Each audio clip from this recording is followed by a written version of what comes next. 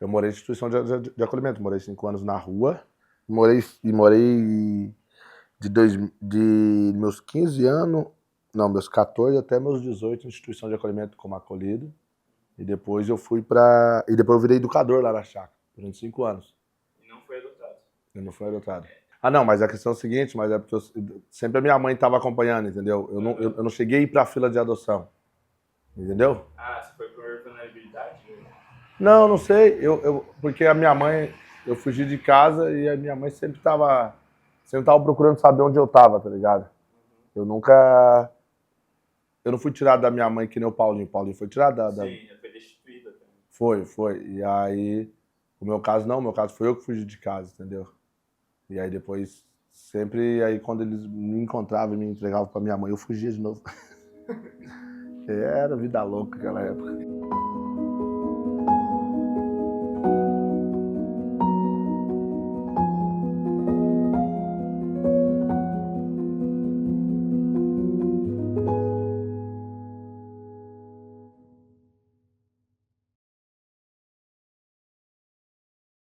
Então, meu nome é Paulo Ricardo Klingelfus dos Santos. Eu tenho 33 anos e hoje eu atuo como educador social. Meu nome é Diorley Santos, atualmente tenho 35 anos, atuo na ONG Passos da Criança, está indo para 7 anos de atuação dentro do Bloco Afro Preciosidade e outros projetos paralelos que me chamam para dar aula, né? Meu nome é Júlia, eu tenho 20 anos, tenho uma filha de 6 anos, atualmente eu estou no 2º ano da faculdade de Psicologia. Eu saí de casa quando eu tinha 9 para 10 anos, por causa de uma questão relacionada à paternidade, relacionada a não conhecer meu pai, e na época relacionado à violência familiar. Eu fui com 2 anos, né, para o acolhimento, junto com meus outros irmãos. Eu tenho 6 irmãos e todos nós fomos acolhidos, né, por conta do meu pai, que ele era alcoólatra, então ele chegava em casa bêbado e agredia a mim e meus irmãos, né, e também a minha mãe. Minha mãe, ela sempre trabalhou como diarista mesmo, e nesse período que ela estava fora, a gente ficava geralmente com o meu irmão mais velho, e por conta dessas agressões e tudo mais, do alcoolismo dele também, nós fomos acolhidos, e nesse período também foi onde minha mãe perdeu o pato poder e eu deixei de ver ela, assim. Bom, desde que eu saí dos 3 até os 14 anos ali, eu vivi por algumas negligências, né? Principalmente agressão física, abusos, né? Ela tinha vários parceiros, então tanto o pai da minha irmã, o pai do meu irmão, um amigo da família, os 3 ali, eu passei por situação de abuso. O menino que chega no acolhimento, ele vem assim decorrente de alguma violação, né? Ou seja, às vezes dentro do grupo familiar, ou seja, no território. Então a gente tem um pouquinho de informações acerca do menino, mas elas são sempre informações muito vagas, né? E também vagas em relação ao entendimento do menino acerca do que aconteceu com ele, né? Que os impactos do acolhimento, eles não são no momento do acolhimento, né? São questões que vêm marcando a vida da criança há muito tempo e que resultam em muitas questões que impactam no desenvolvimento, né?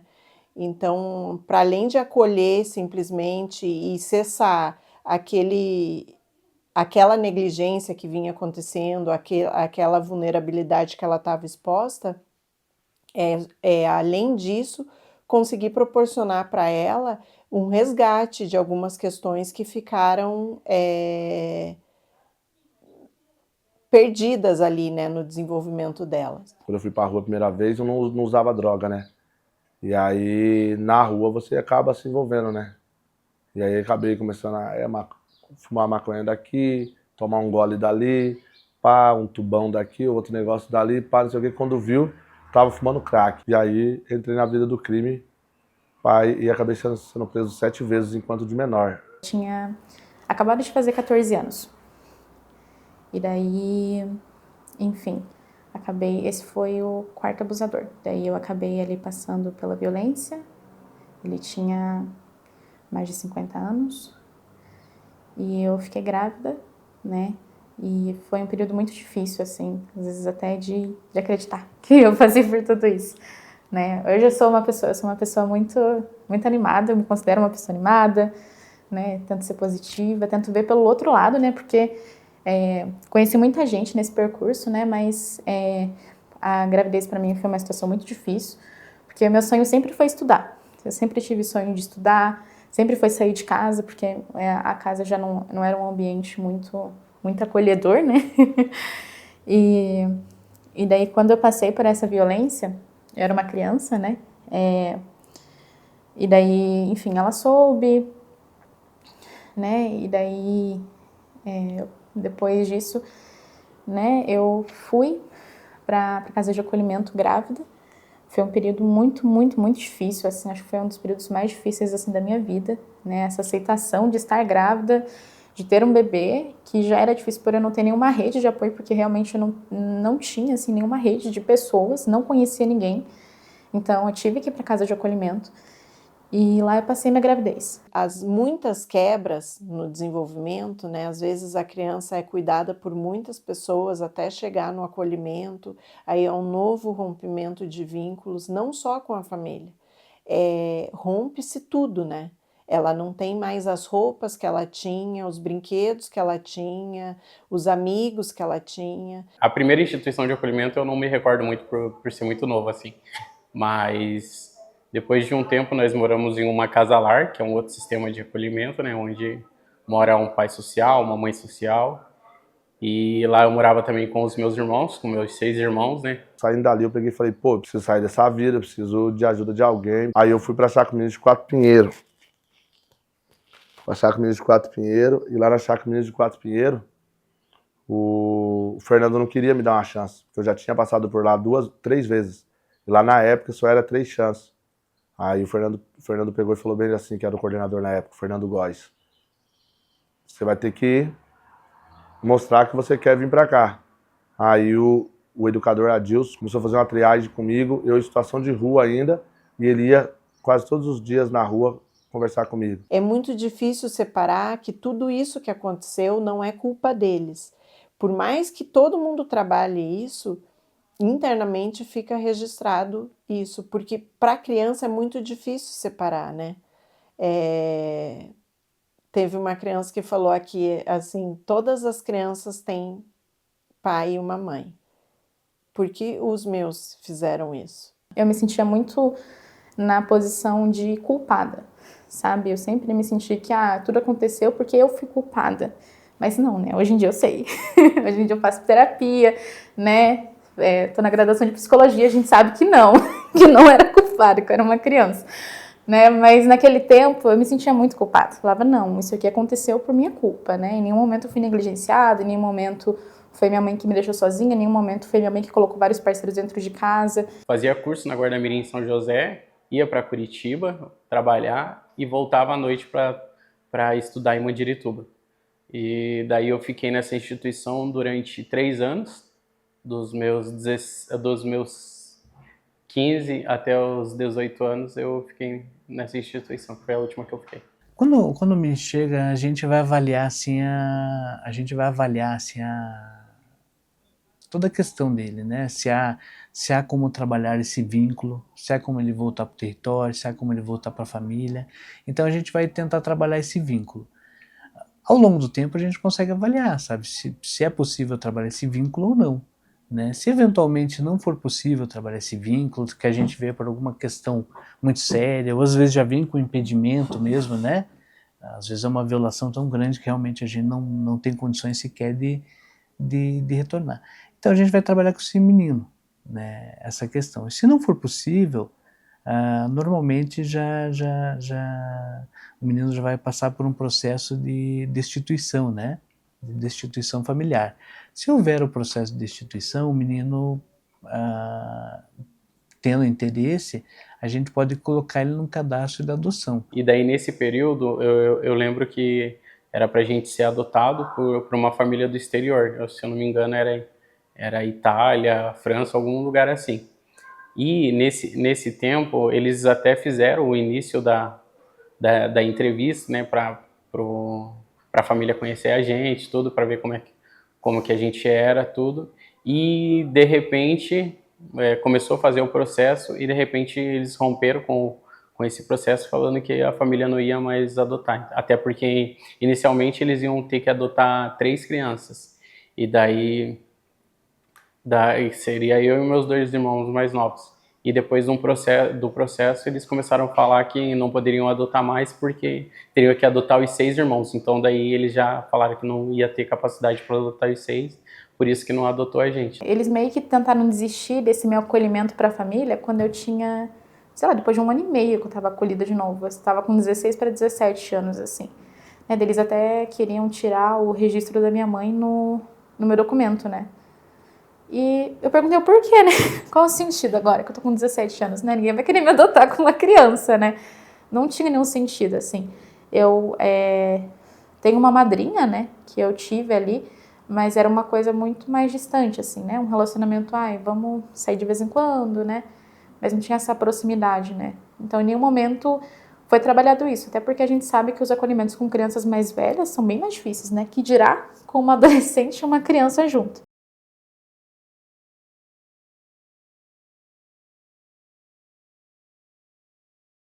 Fiquei 3 anos no Lar Batista e lá era uma outra realidade, né? Eram meninas que passaram por situações iguais ou até piores, pode-se dizer, né? E foi ali que eu conheci eu sempre falo, né, minhas irmãs, assim, minhas 2 irmãs. Nossa, eu amo elas até hoje, assim, a gente é muito próximas. E as duas com uma realidade muito difícil, com uma criança nas mãos. Tinha eu e mais 4 meninas. Então, assim, era cada um com um bebê, com idade iguais, todo mundo no mesmo barco. A gente começa a trabalhar com ele já uma inserção no mercado de trabalho, já começamos a avaliar com ele assim, a preparação para ele para uma república, né? E a gente tem algumas repúblicas do próprio município e a gente tem algumas repúblicas, assim, algumas OSCs, né? Quando eu saí da chácara com 18 anos, como eu ainda não estava trabalhando, eu fui forçado a ir para casa da minha mãe, né? Porque eu não tinha para onde ir, então. Só que daí em fevereiro de 2011 eu fui contratado como educador social, então daí foi onde eu comecei o meu primeiro trabalho remunerado, né? Segundo, na verdade, porque eu já tinha sido menor aprendiz. Só que daí depois o meu primeiro trabalho assim adulto, né, digamos assim, de maior foi a chácara, onde me deu a oportunidade de ser educador. Eu completei 18 anos e eu tinha recém terminado o supletivo de 1ª a 4ª série. E aí o Fernando, graças a Deus, que teve ele na minha vida, ele pegou e falou bem assim, não, você não vai voltar para casa de sua mãe ou vai alugar um espaço para você, enfim, que se você fizer isso, você vai voltar a usar droga. Já vi essa cena acontecer. Você vai voltar a usar droga, tem 3 anos que você parou de usar droga, 3 anos e meio, né? Eu tinha parado de usar drogas. Ele falou, é muito recente ainda, você vai ficar aqui enquanto educador, aprendiz de educador, a gente vai te pagar metade de um salário mínimo. Tinha uma casa lá, que era a 3ª casa, onde acolhi os meninos quando fazia 18 anos. Aí eu fui morar nessa casa e fiquei trabalhando ali como educador à noite. Eu ia para a escola e continuei estudando. Quando chega bem perto dos 18, meio que desmorona tudo, né? Porque daí bate o desespero, eu não vou dar conta, eu não consigo. Tudo acontece perto dos 18. Eles recaem, eles perdem o emprego, alguns. Bate o desespero, assim, não vou dar conta. Então, ninguém está pronto aos 18 anos, com maturidade e confiança suficiente para bater no peito e falar, eu agora dou conta. Eu não queria desistir de mim de novo. Acho que eu já tinha aberto mão de mim tantas vezes, sabe? Tipo, poxa, fui para um lar totalmente desestabilizado porque eu queria dar suporte para meus irmãos. Aí eu queria fazer isso, mas tipo, em nenhum momento eu me olhava muito nessa posição de, poxa, eu também preciso de cuidado, eu também quero estudar, eu quero ser alguém, eu quero conquistar alguma coisa. E eu não sabia o que fazer, assim. Eu lembro que eu ficava muito angustiada, gente, eu chorei muito. Foi uma outra época muito difícil de desacolhimento, porque parece que tudo aquilo que eu tinha conquistado ia se perder, ia ser abandonada novamente. A chácara tinha essa preocupação de ficar de pensar no menino depois da instituição, e por isso foi criada uma república onde o menino poderia estar trabalhando e poderia estar morando nessa república depois dos 18 anos, e teria como ajudar na instituição uma vez por mês. A gente enxerga a república, né, para eles como uma forma de dar autonomia para eles, né? Enquanto eles estão nas casas de acolhimento, sempre tem alguém que faz tudo por eles, então eles não têm essa autonomia mesmo sobre a vida deles. Nesse meio tempo, né, teve uma menina que ela conheceu o projeto Integrar, e ela era 1 ano e meio mais velha que eu. Ela veio, né, e ela falou tão bem no projeto e não sei o quê, e eu fiquei, meu Deus, né. Daí faltava mais ou menos uns 8 ou 6 meses, assim, pra mim completar 18 anos. Eu fiquei, meu Deus, né? Eu já fui correr pra psicóloga, que na época era a Raquel, assistente social, que era a Raílis, e falei, meu Deus, nossa, eu preciso conhecer esse projeto, vamos ver se é isso mesmo, né? Porque era tão bom que parecia inacreditável, assim, de tão bom que era. A partir dos 14, a gente já começa a prepará-los para uma autonomia diferente, uma independência, né? Porque isso é uma construção que é muito lenta, né? E que é no ritmo de cada um, então não dá muito para se basear, então tem que ser cedo. Então eles se iniciam no mercado de trabalho cedo, né, como menor aprendiz, e a gente aos poucos vai dando algumas responsabilidades para eles, né?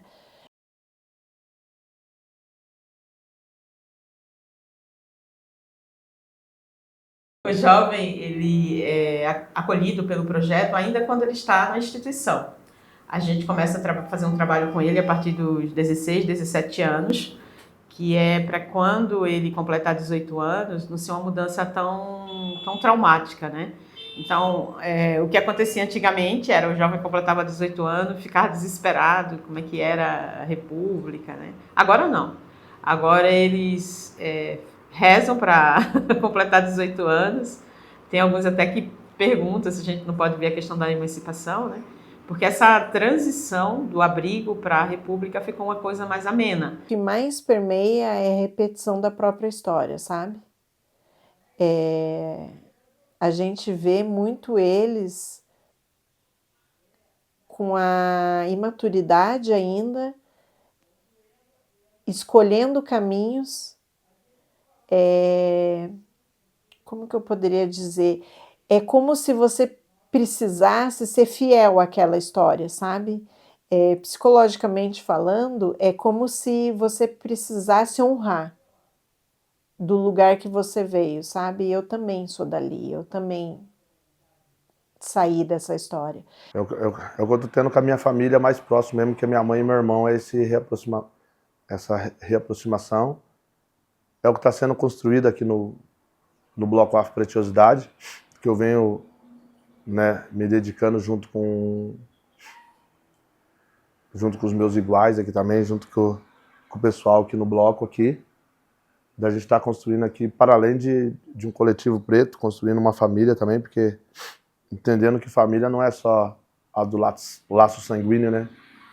Para além disso. Então, família para mim é isso. E principalmente, né? Apesar de a gente não ter uma boa relação, eu e minha filha, a gente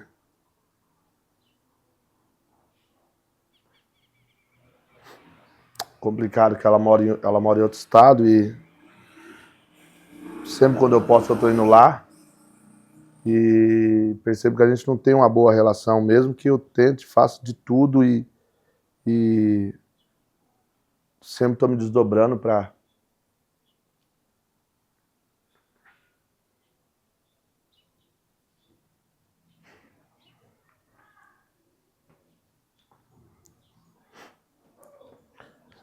Sempre estou me desdobrando para que ela não passe a metade do que eu passei. Para que jamais ela, Deus me livre, venha passar por situação de rua, venha passar fome, venha passar algumas situações pesadas como eu passei, mas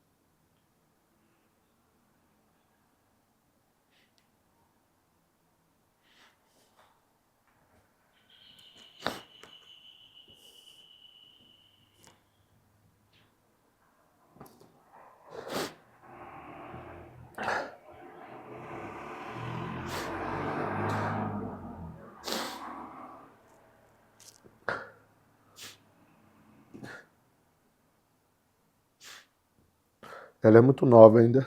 Acho que ela não consegue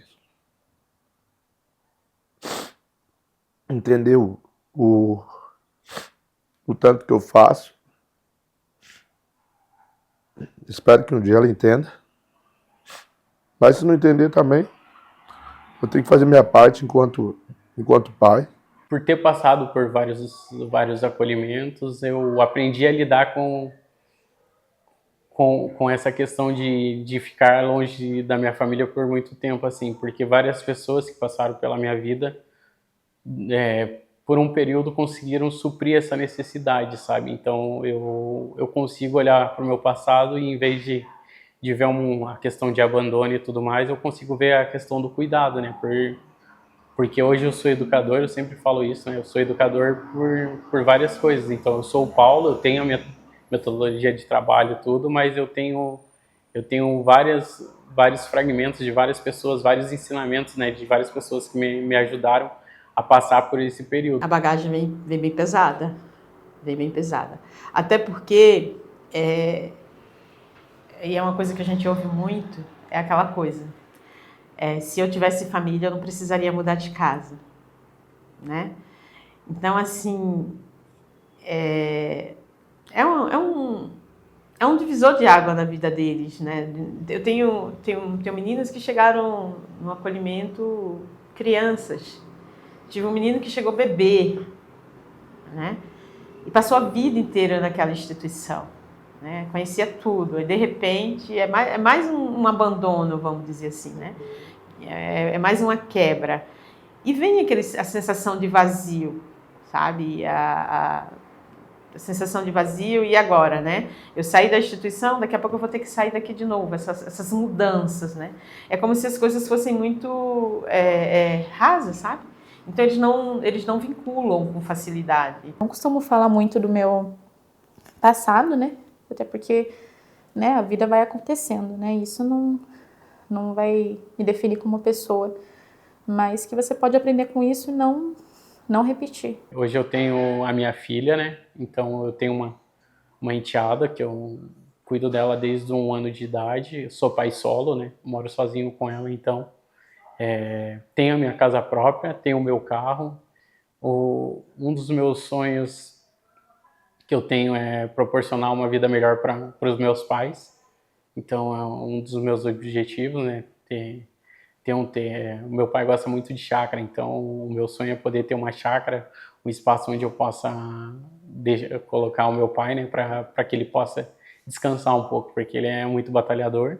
Mas, de forma geral, eu acho que depois de romper muitos vínculos, eles retomam muitos vínculos, percebem que é difícil ter que lidar com adultos que, mesmo que não sejam um pai e uma mãe, vamos supor, é madrinha, é uma pessoa que eu fiz uma relação no acolhimento que me cobra. Eu não quero ninguém me incomodando.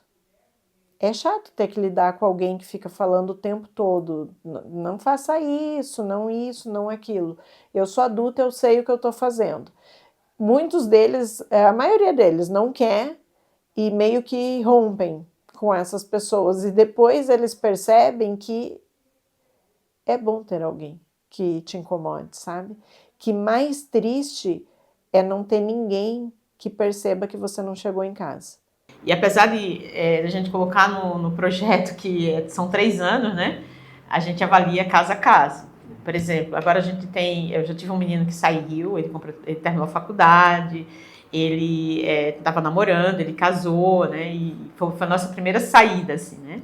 Então saiu tudo bonitinho. Então, saindo da República para casa dele, né?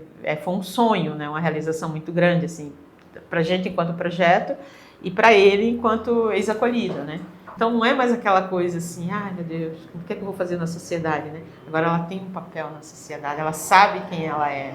Ela já está mais estruturada. Madura, assim, né? Ela sabe madura. quem ela é e para onde que ela quer chegar, né? É altos e baixos, assim. Eu sei que a vida de todo mundo é muito altos e baixos, mas é que as coisas podem ser diferentes. Eu não consegui construir muito isso, mas as coisas podem ser diferentes, assim. Eu acho que está muito mais internamente, né? No sentido de você sentir isso, que, poxa, tentar... Eu sei que é muito difícil, e olha que eu posso falar isso com propriedade, não olhar para o lado negativo das coisas, assim, né? É muito difícil, mas acreditar que as coisas podem ser boas, assim, sabe? Sempre falo pros meninos, né, que sim, é bom pensar na família, é bom ter saudades e tudo mais, assim, para que quando você veja, você consiga valorizar ainda mais isso. Só que é muito bom também você conseguir ver sua família e mostrar para ela o quanto você progrediu. Família é a base. Família é a base, como eu peguei e falei. Mas, infelizmente, às vezes essa base está comprometida. Essa base comprometida, você não vai conseguir se manter em pé. Então, você vai ter que se apegar a outras pessoas de confiança para formar essa base. E em alguns momentos você ser sua própria família e observar atentamente quem pode constituir essa família contigo, com quem você consegue remontar essa família, porque sozinho a gente não chega em lugar nenhum. Tem que remontar essa família, nem que seja através dos amigos, através dos amigos da escola, através às vezes, por que não, dos amigos que têm uma ideia interessante, dos amigos de rolê, de um parente que não é tão próximo, de um educador, de uma educadora, entendeu? Precisa se criar uma estratégia, pensar como que vai remontar essa família, até você crescer um pouco mais e constituir sua própria família. Entendeu? Porque o bagulho é louco. Acho que pro Jorley de 10 anos, eu falo pro Jorley de 10 anos, tenha mais resiliência, tenha mais paciência. Se não tiver paciência, vai sofrer que nem esse Jorley aqui sofreu. Pro de 15, mesma coisa, tenha mais paciência, mais resiliência. Que tudo é fase, tudo vai passar. E pro Jorley de hoje, diga a mesma coisa. Tenha mais paciência, mais resiliência. Que tem chão ainda, tem chão ainda. 35 anos, ainda tem chão, ainda tem coisa para acontecer ainda.